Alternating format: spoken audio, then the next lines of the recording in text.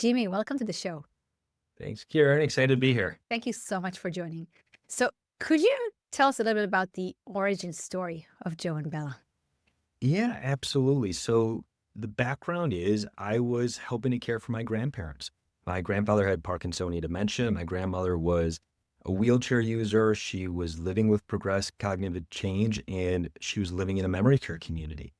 And during the pandemic here in the United States, we got locked out of her care community like everyone did at the time, which was just a horrible experience. And we tried every way to effectively communicate with her, from standing outside her window to trying to add a tablet in her room and a bunch of things in between. And nothing really worked right. So our best bet was to FaceTime a nurse, hope the nurse would pick up and be able to run on into my grandmother's room. And one of these days, I got to see what it was like for my grandmother to get dressed in the morning.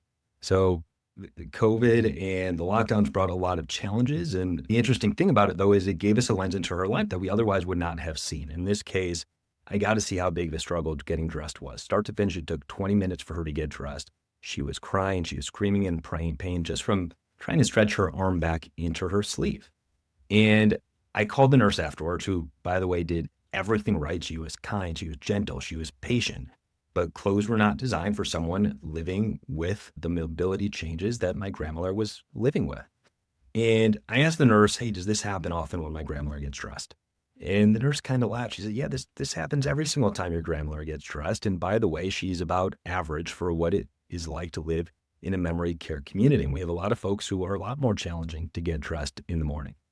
So I figured there had to be some pretty obvious solutions that existed out there. I went online, searched around, and found a clothing brand that promised to make dressing less painful for older adults. I was a little concerned when I saw what their clothes looked like, but I figured, hey, this is better than nothing.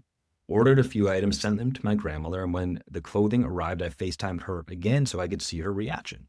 And when she opened the box and looked at the clothes, she just said, these are too ugly and I'm not going to wear them. So that was the genesis of Joe and Bella. Our goal is to make dressing faster, safer, and easier, more dignified for older adults, but not do so in a way that would sacrifice a person's personal identity, sacrifice away the way in which they look and the way in which they feel about themselves.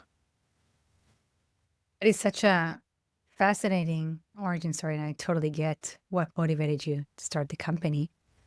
Now, why is it a huge challenge to make clothing for people with certain mobility challenges that would also look nice? Why didn't the company that you ordered these clothes for your grandma from, well, I mean, why didn't they meet her expectations?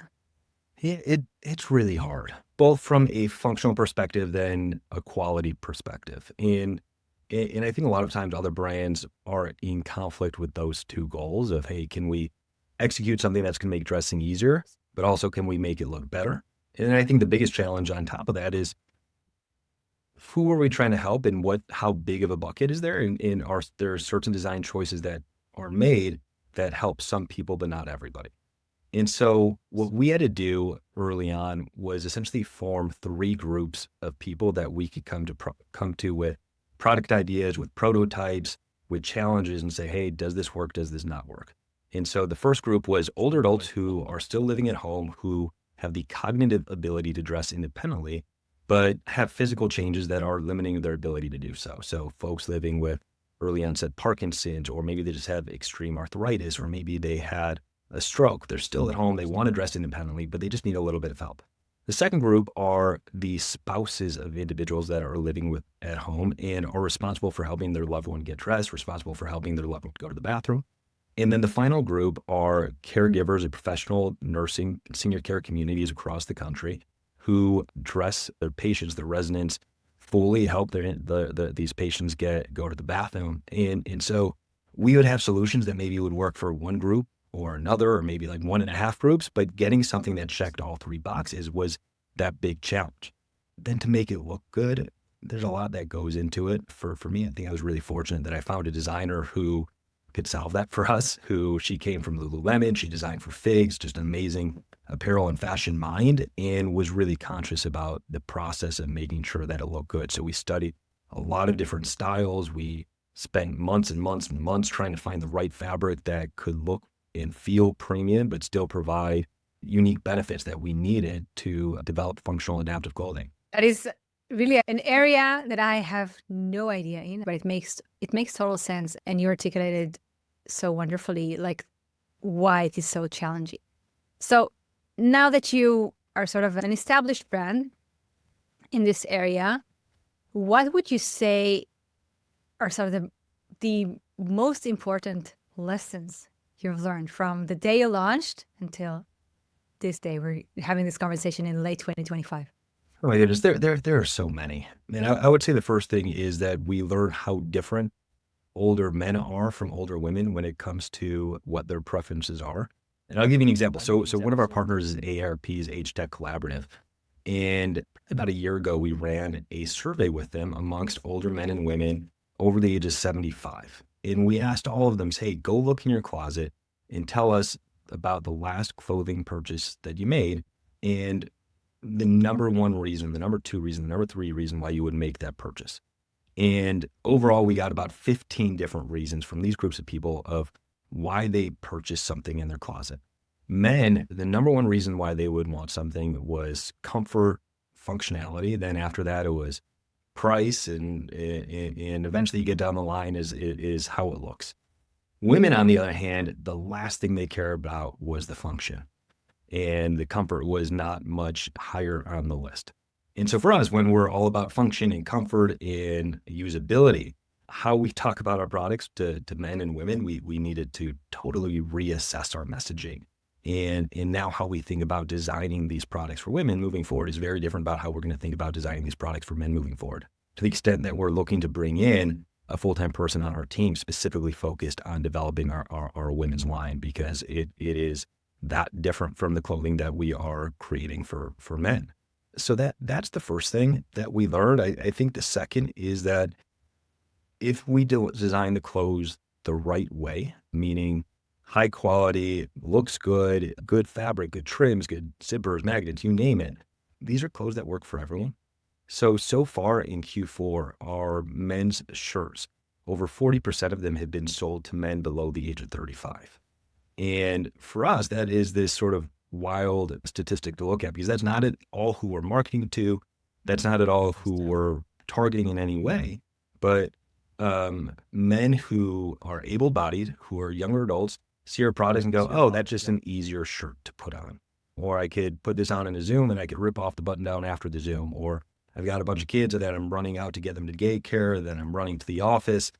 It's just faster. It saves me time. So why wouldn't I want to wear that? So for us moving forward, I think we're really conscious of, hey, can we design these products universally and make sure that not only is it perfect and helpful for someone living with a wide range of different dressing needs, but also for someone who wants to put on a shirt or take off a shirt a little bit faster than they currently are. How do these younger, able-bodied men find you? I mean, I bet they're not going on Google looking for adaptive clothing.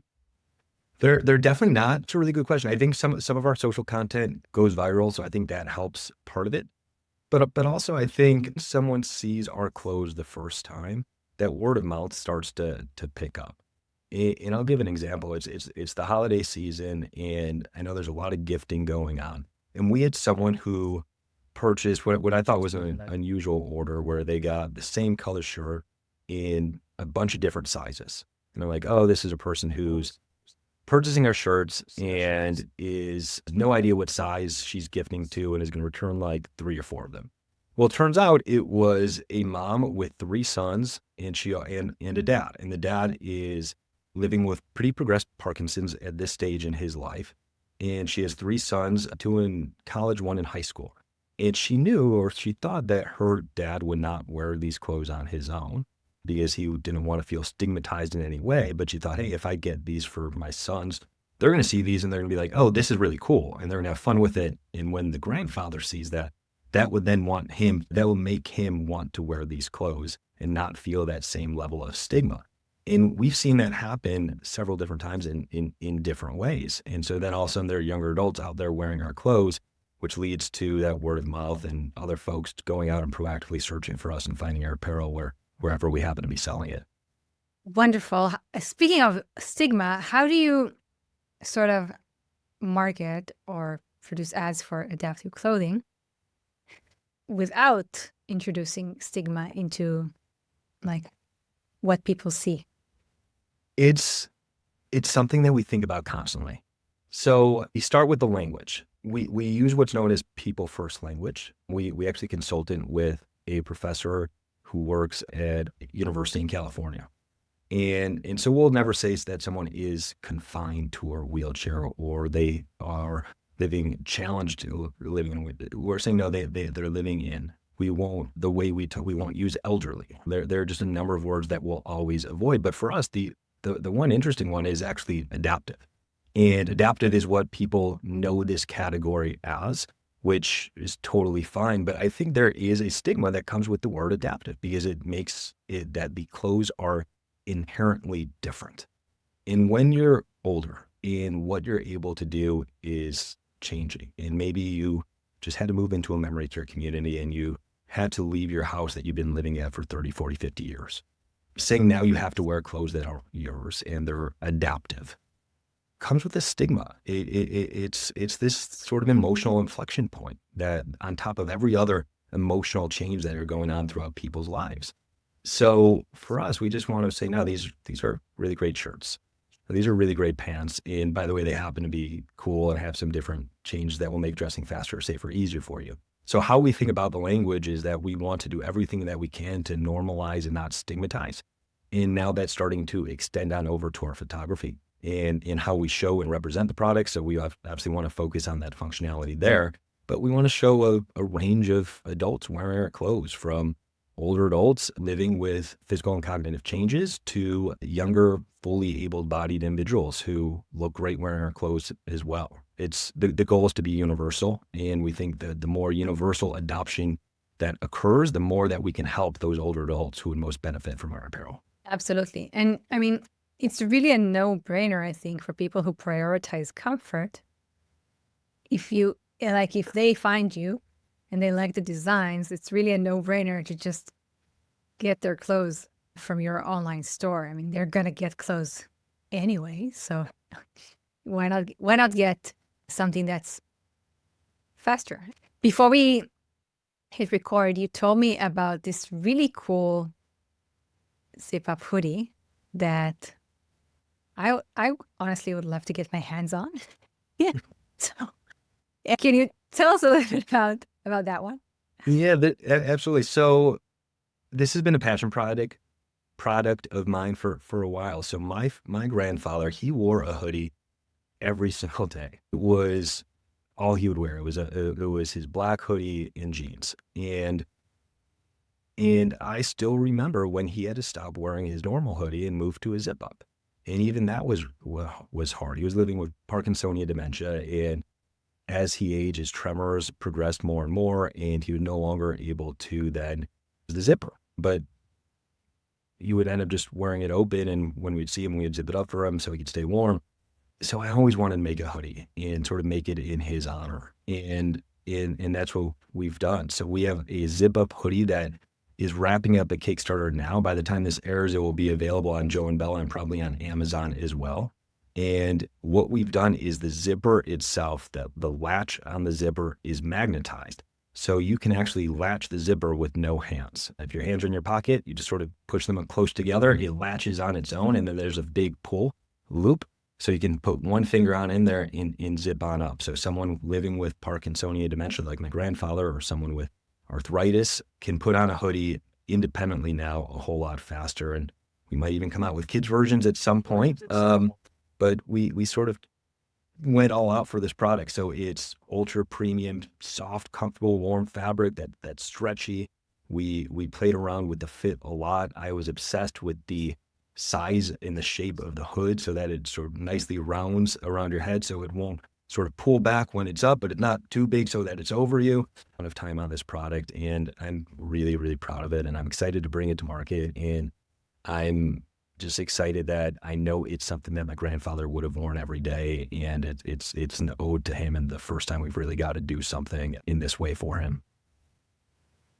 I really can't wait to try it. I wear hoodies almost every day, when it's winter, and I know how hard it is to just to find the perfect hoodie. This is no small feat. So, how long does it take from the moment this idea came to mind until it is like ready, like you have boxes of it ready in your warehouse and it's ready to ship? So the absolute best case scenario, the fastest we've ever developed a product has been 9 months. We have other products that we've been working on for over 2 years that aren't close to being ready because we're not happy about where they're at. So kind of depends. But our process is this: we start with um, quantitative data that grounds us, meaning we'll follow Google search trends, we'll follow Amazon search data, we'll look at what larger apparel brands, specifically targeting older adults, are making, what's working there, and see, hey, is there something in our line that is really obvious that maybe people are searching for right now that does not yet exist on the market, or that we can just have a better mousetrap for? When that answer is then yes, we then move to these qualitative groups, these 3 groups of people that I mentioned before, and see if the need is there for all of them. And if the answer is yes, we then at that point go to our designers. We follow a process that we call the 4S, which stands for fabric, fit, function, and fashion, which is sort of like this 1, 2, 3, 4 for how we then develop the product. So the first thing we do is finding the right fabric, which also happens often to take the longest to do, depending on the specific product, because we need a lot of things that work. It's got to be something that is antimicrobial. It's something that maybe is water or stain resistant. Maybe it's wrinkle resistant. It's something that has to be very durable, because we're thinking about clothes that are going to be thrown into a big industrial wash. It's things that if we want to do something that's 100% cotton, that we want to see how it does if we pre-shrink it, the fabric. So when you get it and you wash it yourself, you're not worried about it shrinking. When we finalize the fabric, we then work on the fit. So we design it specifically for an older adult body. So for something like a shirt, we'll do what's known as dropping the shoulders. We'll enlarge the armholes. We'll have the back of the shirt hang a little bit longer. Then once we're good with the fit, we then start layering on the function, which could be magnets or zippers or snaps. And as we go through this and add in the function, we then start creating prototypes. Prototype typically takes about 3 weeks to make and get to the US. We will wash test it, we'll wear test it, we'll bring it into memory care communities, we'll bring it into senior housing groups, see how it performs, get a lot of notes. We'll do a fit and a size test. And sometimes we get it right early on. Other times we could get to prototype 3, 4, 5, 6, 7, and on until we're happy with where that product is. And once the prototype is approved, we then start deciding, all right, what colors or prints or patterns should we go with? But that's always that final step, is the actual fashion part of it. But equally as important, because if it doesn't look good, if it doesn't look like what people want to actually wear, or reminds them of something that's in their closet, no one's going to purchase it. No one's going to want to wear it or feel good about themselves. So we need to sort of check every box until we get there. It is a really complex and long process, it sounds. And it sort of makes me wonder, how long did it take you to have enough inventory or enough models for like a legit online store that you could launch and be proud of? And also, how did you fund all of this before you launched? Yeah, it was really hard, and we would love to have so much more. We get emails every single day of people saying, "Hey, I love your products. My husband or my son, or I wear these pants every day, or I wear these shirts every day, but can you also have short sleeves, or can you have shorts, or you have a heavier winter weight?" And the answer is yes, we want to do all of that, but we need to be able to be successful now and have positive cash flow now, so that in the next 12 months, we're able to add to our line and continue to grow and operate efficiently. It's tough. The first products, or the first time we officially launched, we actually just launched with one pant, and that was it. And that was sort of the foundation of the business. And we slowly started adding products as we went along. I was able to raise a little bit of capital after we launched from a few investors who saw our mission and believed in it. It was primarily folks connected to senior housing or senior care in some way within the US. And really grateful for their support, and they've been able to get us to where we are now. And we still don't have all of our inventory issues figured out. We're selling out, which is great. for a lot of stuff in Q4, and we're pushing to get more inventory in Q1, but we've got a long way to go and a lot more products that we hope to bring to market over these next several years. And what was it like for you to really dive deep into this industry? Because you don't have a specific in fashion design. No, I know. I know still very little about fashion. I know a lot about the industry, but coming in, I knew nothing. My background, I was early on at Grubhub in Chicago, which was an online food delivery startup, and then post Grubhub, I launched my first business, which was consumer insights and data. And we were working with a range of clients from Ford to Reebok to Disney, but our most important client ended up being AARP. And we are running an annual project with them called Hacking Longevity that looked at the future of caregiving, longevity, and aging within the US amongst the three youngest generational cohorts. And that for me became this massive passion project, in some way a source of deep frustration, because a lot of brands in the US outside of AARP just did not care or want to listen to what's going on in the US and the demographic changes that are occurring here.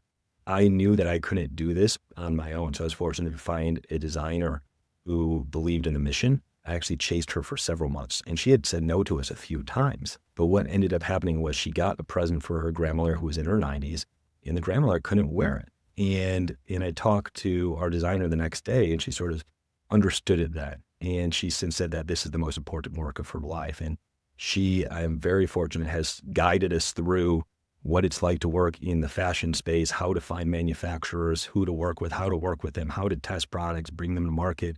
Without that, we wouldn't be close to where we are. We probably wouldn't have a product to market yet. It just emphasizes how important it is to have someone on the founding team with domain expertise, especially in an industry that is so complicated, like this supply chain. Like I can't even imagine the amount and the number of moving parts. Yeah, that's the least fun part of the business. Tracking which pallets of inventory are in which boat by which country, and trying to figure out when they're going to arrive and how fast they're going to clear the ports and what the duties or tariffs are going to be on the inventory that's coming in. It is a little bit of it's an ongoing challenge, and for us, of course, but any business that is in this world, it is a constant change, because there are new laws, new tariffs, new regulations. How freight works is constantly changing, where there are fewer boats now coming to the US than there were 12 months ago. And so freight prices are going up. So how do we combat that without increasing our own prices? So that it is a constant battle to get the right amount of inventory here at the right price that we can then sell to our customers who are sort of desperately waiting for more inventory, more product. I think it sounds to me that figuring out how to get inventory for your desperately waiting clients is a good problem to have. Is there any advice you can share with founders in the audience who are just starting out building their own company to serve the older population? And I could probably talk about this for a day straight. What I would say is something that we learned or knew inherently early on and something that we talk about is anyone who's been lucky has had a Joe or Bella in their life, whether that's a parent, a grandparent, a friend, a neighbor, a cousin, a teacher, someone who has deeply impacted their life, who is now going through or had gone through in challenges related to aging. And because of that, because pretty much every founder in this space that I've ever spoken to has a story similar to mine.